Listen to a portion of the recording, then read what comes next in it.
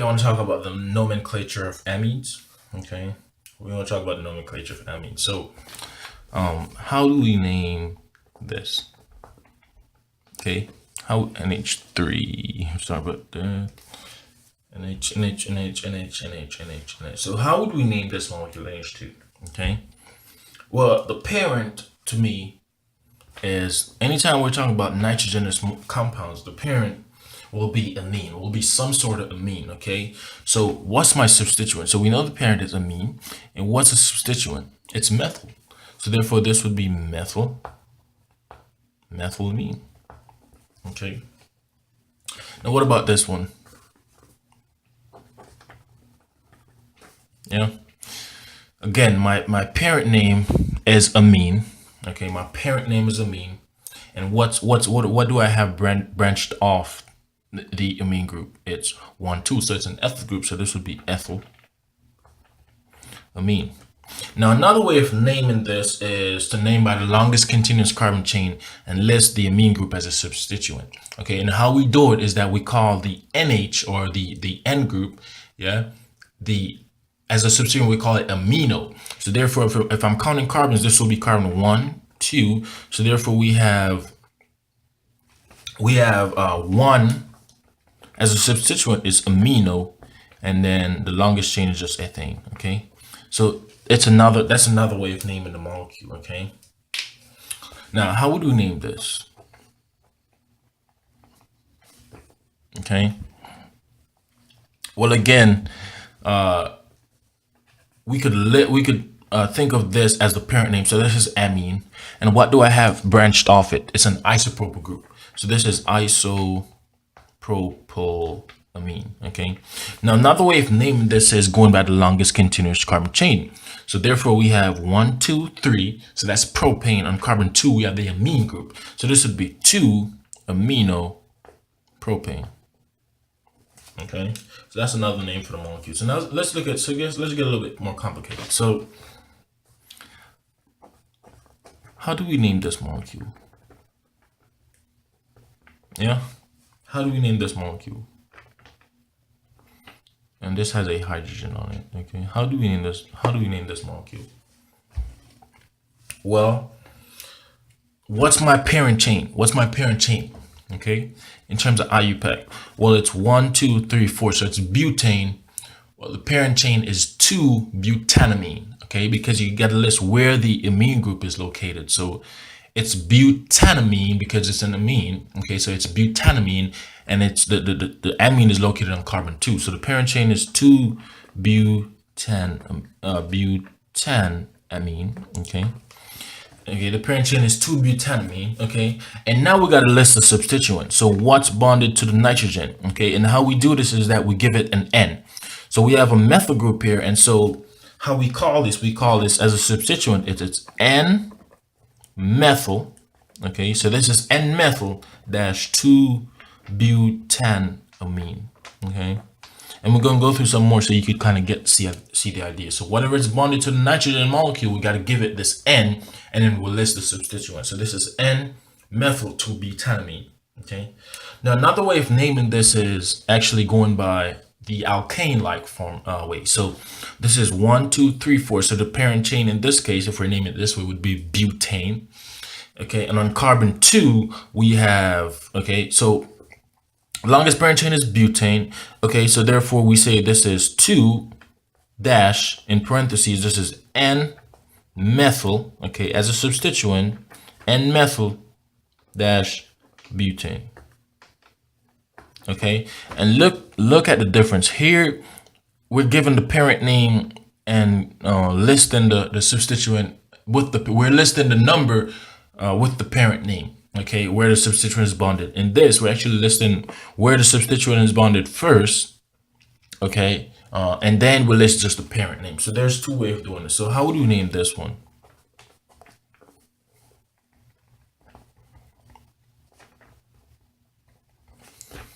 Well, again, if I look at this, my parent will be 2-butanamine. Okay, it's butane, but we call it butanamine. And where is the substituents located on? Carbon 2. So the parent chain of this would be 2-butanamine. Okay. Parent chain will be 2-butanamine. And then we got to give our substituents what's bonded to nitrogen, an N. So therefore, this would be N, yeah, because we're given each of these methyl groups an N. So this is NN dash dimethyl, because we gotta, right, it's 2, so it's dimethyl dash 2-butanamine. Okay. Now, likewise, I said, there's another way of going about this. You could view the parent chain as an alkane-like. So this would be butane. And so therefore on carbon 2, you have 2 dash, again, so this is 2 dash N dimethyl, okay, dash butane. Okay.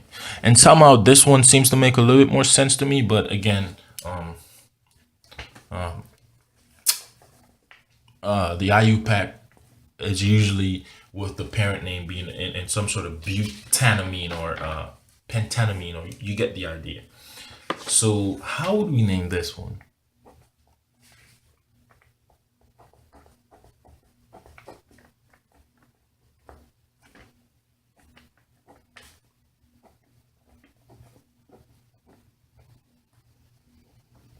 Yeah, how would we name this molecule? Well, what's my parent chain? It's carbon 1, 2, 3, 4, 5, 6, 7, 8. Okay. Now we got to count it from this one because this will give the substituent the lowest group. So this is 1, 2, 3, 4, 5, 6, 7, 8. On carbon 2, we have the amine group. So therefore, the parent chain would be 2-octanamine. Octanamine. Okay, the parent chain will be 2-octanamine. Okay, well, that's nice to know. And then we just list our substituent. Now we have an N-ethyl and we have an N-phenyl. Okay, it's a substituent. So putting everything together, ethyl comes before phenyl. So this is N-ethyl dash N-phenyl dash 2-octanamine. Okay. So that's how we would name that molecule here. Now, again, we could also view it from an alkane-like structure. So therefore, in this case, we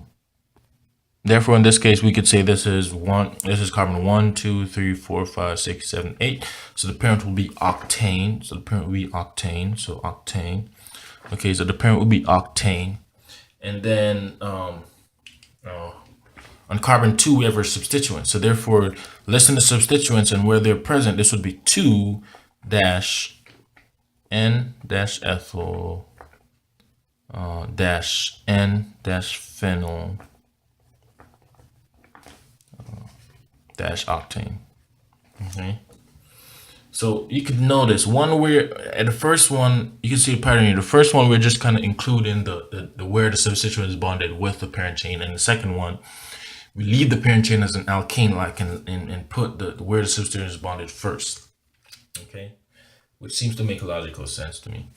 Now, how do we name this one?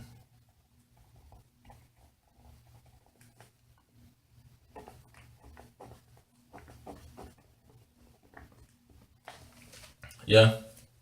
What if we have two kind of nitrogens in the parent chain? I usually go with the alkane-like formula naming for this. So we have 1, 2, 3, 4, 5. So it's a pentane chain. Okay. It's a pentane chain, and we have two substituents. We have an amino.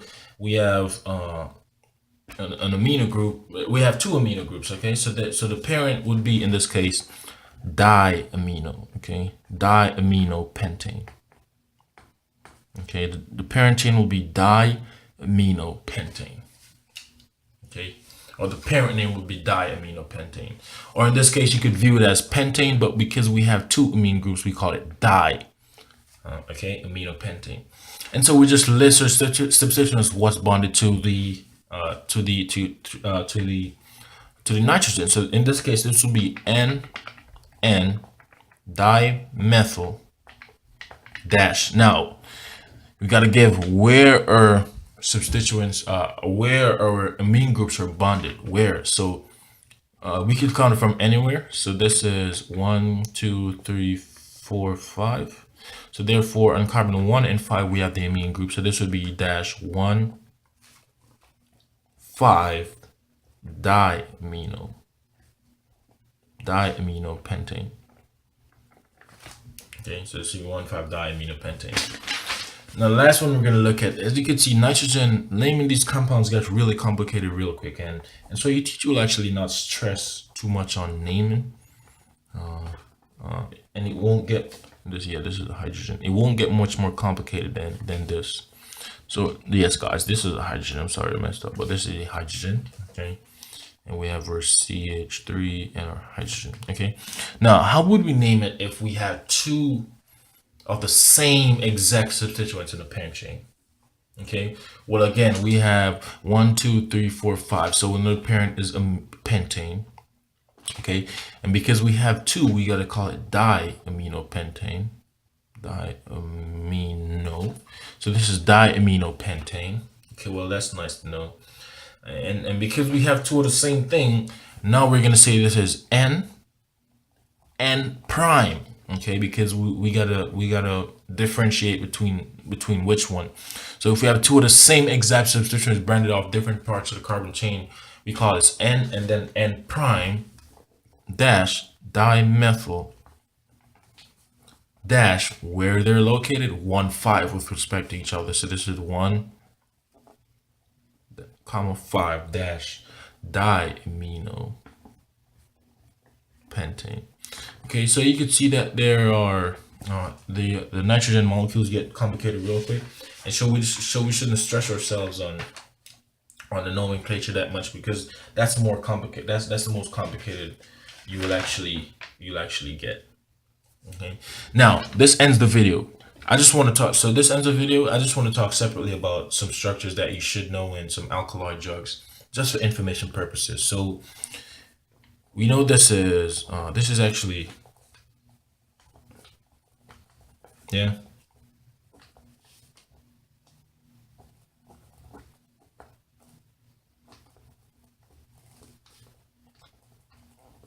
Yeah, this is actually nicotine. So this is structure of nicotine. Okay, this is nicotine. Okay, now another one that's interesting and we drink every day in terms of, and it has coffee. Yeah, this is a structure of caffeine.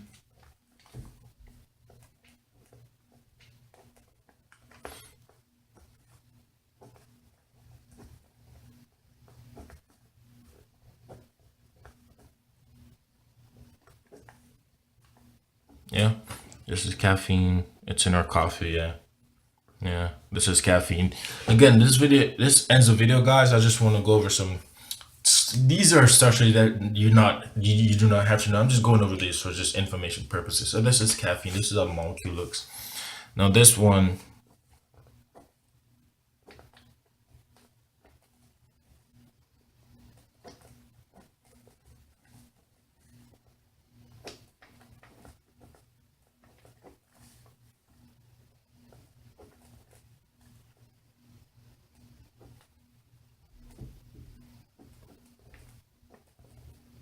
Yeah, this one is actually,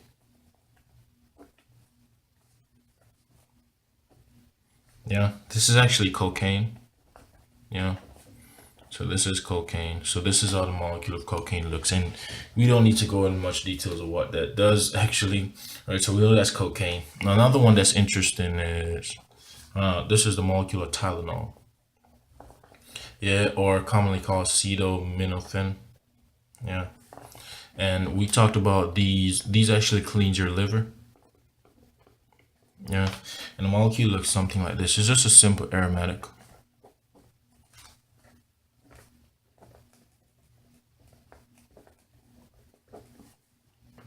Yeah, it's a simple aromatic. So this is Tylenol. Okay, now Propane, we also know as Novocaine. So this is Propane. Novocaine, we also know it as Novocaine. Yeah, it looks something like this.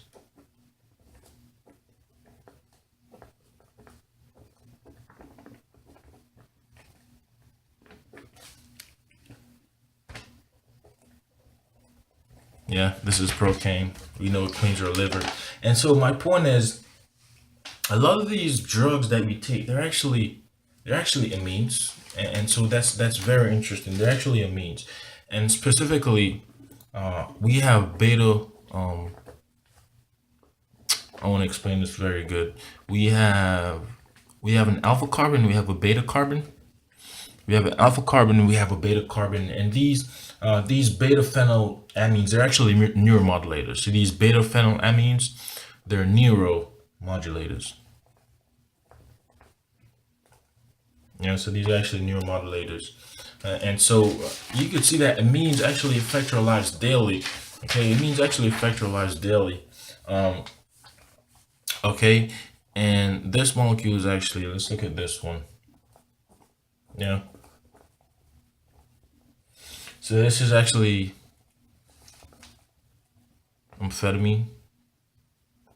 Yeah. Or they call it Adderall. Yeah. This is a structure of Adderall, and we know this is an ADHD drug. Okay. Okay. So that's nice to know. This one is,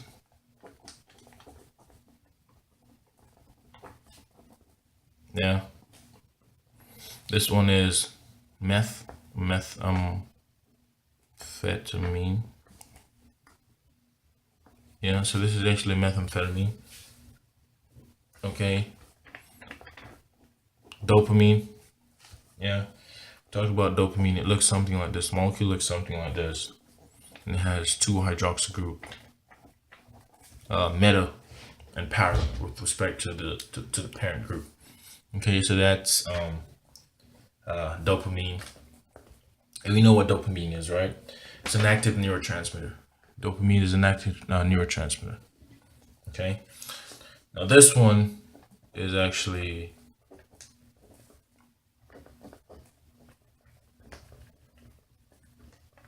yeah.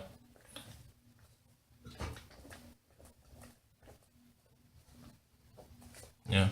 This molecule is actually MDMA, MDMA. Yeah. MDMA. And we also call this ecstasy. Yeah, so this is also ecstasy. And what happens, right? Your pH, the pH in your stomach is your stomach is relatively acidic, and your stomach is has low pH. And what will happen when we throw MDMA or ecstasy in your body? It actually hydrolyzes to give you dopamine. Okay, so these will actually gain proton and hydrolyzes this end here to give you the di alcohol. And so when you throw this in your stomach, you actually hydrolyze it to give you dopamine, and so that's why you feel that way. Okay, but again, these are some of the amines that, again, you don't need to memorize. I just wanted to throw these out there as an information source.